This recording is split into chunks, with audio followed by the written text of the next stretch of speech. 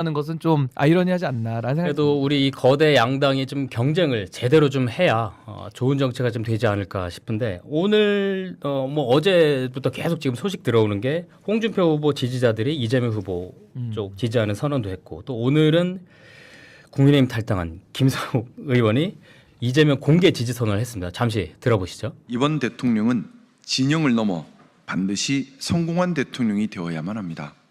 그래서 일 잘하는 입증된 대통령이 필요합니다. 보수의 기준에 따라 평가하더라도 지금 나와 있는 후보들 중에 가장 보수다운 후보다라고 생각합니다. 네, 김상욱 의원이 아주 공개 지지 선언을 했는데 자 오늘 오전에는 또 근데 이런 소식도 있었어요. 홍준표 전 대구시장을 국무총리로 소식 보셨나요? 예. 그런데 이게 다 사실 무근이고 해프닝으로 끝났었죠. 자 그러면 이런 움직임들 전반적으로 좀 보면 이재명 후보한테 이게 좀 도움이 될까? 어떻게 보세요?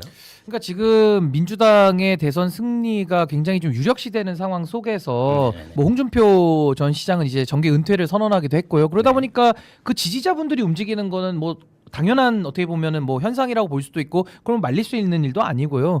근데 이제 김상욱 의원의 선택은 좀 의미가 남다르다고 저는 봅니다. 예. 국민의힘에서 탈당을 해서 무소속으로 있다가 오늘은 이제 이재명 후보에 대한 지지 선언까지 공개적으로 한 했습니다. 것이거든요. 네. 이게 그 중도 확장이라는 것이 단순한 구호나 어떤 캠페인에 그치는 것이 아니라 실질적인 어떠한 이런 이재명 후보의 노선에 동의하는 이런 정치인들 또 국회의원들 현역들이 붙고 있는 거기 때문에 네네네. 저는 김상욱 의원의 지지 선언은 상당히 중도 보수 표심에는 좀 영향을 줄 것이다. 그러니까 그분들이 아까 제가 투표 포기를 한다고 말씀드렸는데 포기를 하려다가 그럼 김상욱 의원도 가고 하니까 한번 또 민주당 찍으러 한번 가볼까라는 거기까지. 생각으로 한번 또 네. 투표장에 나갈 수도 있는 네. 그런 계기는 될 수 있을 것이다. 그렇게 봅니다.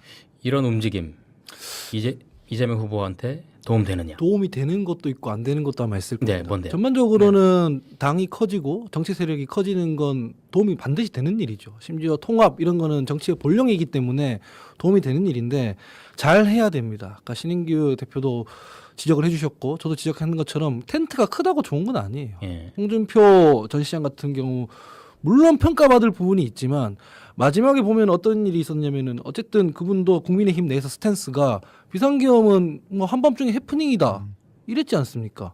근데 단지 경선에서 졌을 뿐입니다. 은퇴를 선언했을 뿐이에요. 예. 근데 그분한테 뭐 물론 뭐 사실 무근이라고 했지만 뭐 국무총리를